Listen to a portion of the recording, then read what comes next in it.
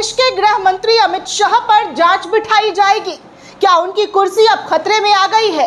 क्योंकि नेता प्रतिपक्ष ने सदन से लेकर अब प्रेस कॉन्फ्रेंस तक ऐलान कर दिया है कि अगर अमित शाह पर कार्रवाई नहीं की जाती है तो वो इसका विरोध करेंगे। अभी तो भाजपा में दोस्तों एक इस्तीफा हुआ है और एक इस्तीफे से भाजपा की हालत इस देश के सामने है कि वो क्या और किस तरीके से चौतरफा घिर चुकी है। जनता और इस देश के युवा उनसे जवाब मांग रहे हैं और नेता विपक्ष ने तो सदन में जो बोलने की कोशिश की, आज भी उनकी बातों को दबा दिया गया और राहुल गांधी ने ऐलान किया है कि वो जो बातें सदन में नहीं कर पाए हैं, आज प्रेस कॉन्फ्रेंस करके वो करने वाले हैं। दोस्तों, क्या हुआ जब अमित शाह घबरा गए? पूरी की पूरी बीजेपी कांप गई और ऐसी कांपी कि अब सीधे अमित शाह की बात, जी हाँ, अमित शाह की कुर्सी पर बात आ गई है। दरअसल दोस्तों, अमित शाह को लेकर लगातार राहुल गांधी ये कह रहे हैं कि दिल्ली पुलिस, जी हाँ, दिल्ली पुलिस किसके कहने पर छात्रों के ऊपर बर्बरता करती हुई नजर आई।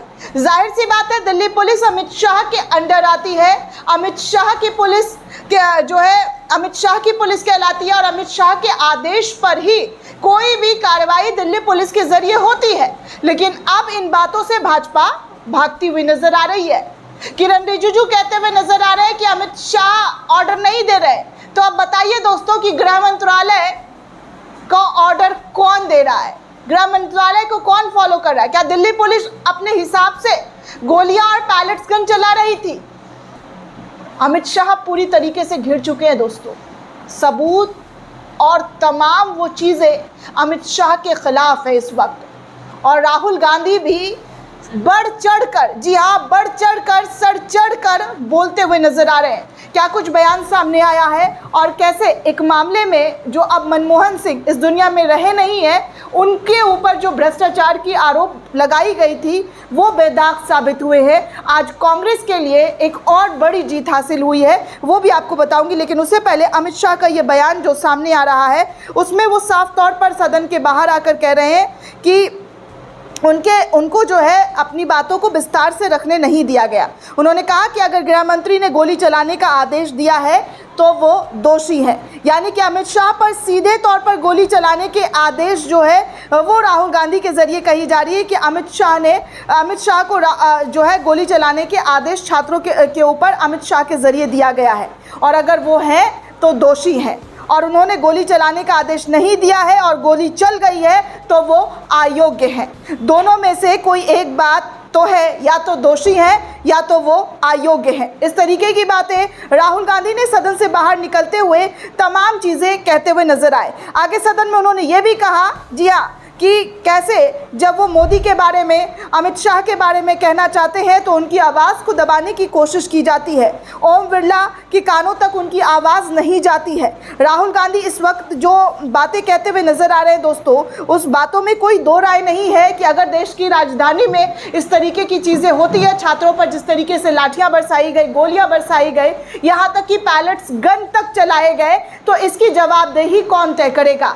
इस्तीफा दे देने से, वो भी जबरदस्ती इस्तीफा लिया गया है। ये कोई बात नहीं हुई दोस्तों कि भारतीय जनता पार्टी ने अपनी मनमर्जी से जिम्मेदारी तय करते हुए इस्तीफा दिया, नहीं, बल्कि छात्र डट गए, सड़कों पर खड़े रहे, तभी गृह मंत्रालय से लेकर प्रधानमंत्री के ऑफिस तक हलचल हुई और पूरी की पूरी भाजपा जागी और प्रधानमंत्री नरेंद्र मोदी को रात में ऐसे, जी हाँ, ऐसे जूम करके अपनी वीडियो बनानी पड़ी और तब जाकर इस्तीफा हुआ है, क्योंकि छात्र वहां से हिल नहीं रहे थे और इनकी पूरी सिट्टी पिट्टी गुल हो गई थी। और अब बात आई है बर्बरता की, पुलिसिया दमन की। जिस तरीके से पुलिस ने छात्रों पर लाठियां चलाई है, उसको लेकर जब राहुल गांधी सवाल पूछ रहे हैं तो उन सवालों का जवाब उनसे और भाजपाइयों के जरिए किसी से भी नहीं दिया जा रहा है। यहाँ तक कि सदन से ये लोग गायब है, सदन से फरारी काटा हुआ है। आगे देखिए, एक और यूज़र है, पत्रकार, उन्होंने लिखा कि गृह मंत्री यहाँ आकर बैठने की हिम्मत नहीं दिखा पा रहे हैं। मैं उनका काफिला देखा और गृह मंत्री को कार के अंदर बैठते हुए मैंने कांपते हुए देखा। गृह मंत्री आज यहाँ क्यों नहीं है? क्योंकि वो डरे हुए हैं। गृह मंत्री डरे हैं और उन्होंने हमारे छात्रों पर गोली चलाने की इजाज़त दी है और यही वजह है कि वो सदन के अंदर मुंह दिखाने नहीं पहुंच रहे। राहुल गांधी का ये वाला बयान भी आप सुन सकते हैं। And I am very happy today to see that the so-called Home Minister of this country does not have the courage to come and sit here. He does not have the courage.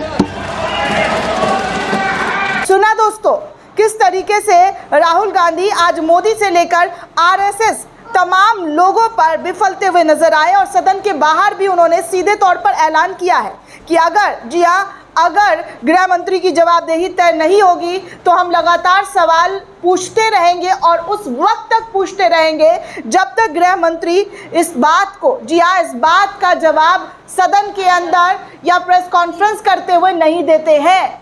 ये बात को लेकर जो गोलियां चली है, अब राहुल गांधी जो है वो अड़े पड़े हैं। यानी कि कुल मिलाकर देखा जाए दोस्तों तो राहुल गांधी ने साफ कह दिया है कि वो इस मुद्दे को किसी भी तरीके से शांत नहीं होने देंगे और बात इस देश के छात्रों की है। तो इस देश के छात्रों के हक और न्याय को लेकर वो आवाज़ बुलंद करते हुए नजर आएंगे। कुल मिलाकर आप देखें दोस्तों तो राहुल गांधी फुल फॉर्म में नजर आ रहे हैं और उनका सीधे तौर पर कहा जा रहा है कि भाई आपने जो किया है, आपकी सरकार के ज़रिए जो की गई है, उसको लेकर आप लोगों को जवाब देना पड़ेगा। वहीं अखिलेश यादव ने भी बाहर आकर राहुल गांधी का समर्थन किया और राहुल गांधी के पैलेट गन वाली बात पर उन्होंने सीधे तौर पर देश के गृह मंत्री से जवाब मांगा। उन्होंने कहा कि पैलेट गन चली है, आंसू गैस के गोले चले हैं और लाठियां चली है, पुलिस और पैरामिलिट्री फोर्स गृह मंत्रालय के पास ही है, तो ऑर्डर तो वहीं से मिला होगा छात्रों पर इस तरीके का एक्शन लेने का।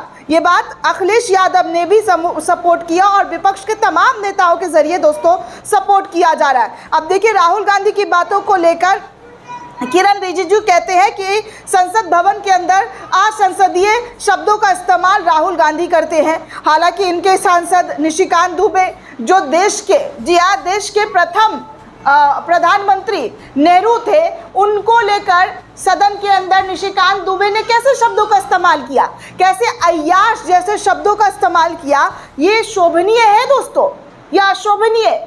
क्योंकि ये अपने नेताओं के बातों को लेकर जो सदन का गरिमा तार तार करते हुए नजर आए, मुस्लिम सांसद को गाली इनके ही सांसद के जरिए दिया गया और इनको फिर से भाजपा ने टिकट दिया। तो सोचिए इन भाजपा के लोगों का क्या और किस तरीके से क्या और किस तरीके से चाल चरित्र है। अपने पर बात आती है तो ये शोभनीय और अशोभनीय की भाषा पढ़ाने लगते हैं और जैसे ही जैसे इनके ऊपर बात आती, जैसे ही इस देश में गृह मंत्री की जवाबदेही, प्रधानमंत्री की जवाबदेही तय करने की बात आती है, शिक्षा मंत्री की जवाबदेही तय करने की बात आती है, तब इनकी तमाम बातों में आप देखेंगे कि किस तरीके से ये बात को काटने की कोशिश करते हैं। और हमेशा ऐसा ही हुआ है कि जब जब देश की बात को उठाने की कोशिश की गई है, तब तब उन बातों को दबाने की कोशिश इन लोगों के ज़रिए की जाती है। अब देखिए दोस्तों, आपको बता दूं कि कोयला ब्लॉक घोटाला मामला जो था वो पिछले कई सालों से सुप्रीम कोर्ट में ये मामला डॉक्टर मनमोहन सिंह के ऊपर चल रहा है, जो अब इस दुनिया में है भी नहीं।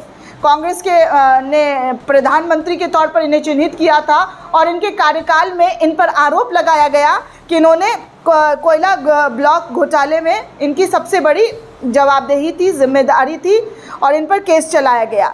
तब मोदी ने मनमोहन सिंह पर तमाम आरोप लगाए थे। अब पता चल रहा है कि ऐसा कोई मामला ही नहीं था, सब झूठा था। सोचिए दोस्तों, ये कैसे प्रोपोगेंडा देशवासियों के सामने फैलाया और देशवासियों ने इनके प्रोपोगेंडा को माना। और आज हालत देखिए कि भाजपा सत्ता में होकर भी कुछ नहीं कर पा रही है क्योंकि कोई सबूत ही नहीं मिला और सुप्रीम कोर्ट से इन्हें क्लोजर रिपोर्ट सौंप दी गई है, क्लीन चिट मिल गया है।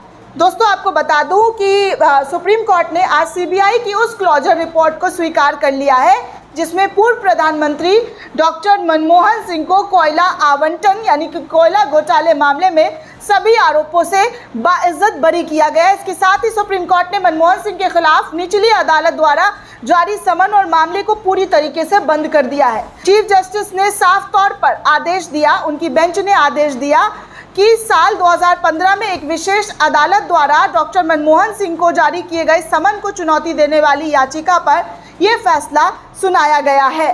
सुप्रीम कोर्ट ने उस आदेश को साफ तौर पर जो है खारिज किया, जहां पर सीधे तौर पर जो है मनमोहन सिंह को आरोपी बनाया गया था, लेकिन अब उनके तमाम आरोपों को सुप्रीम कोर्ट के जरिए खारिज करते हुए, बाइज्जत बरी करते हुए उन्हें क्लोजर रिपोर्ट सौंपा गया है, उनके वकील को, उनके परिवार के लोगों को।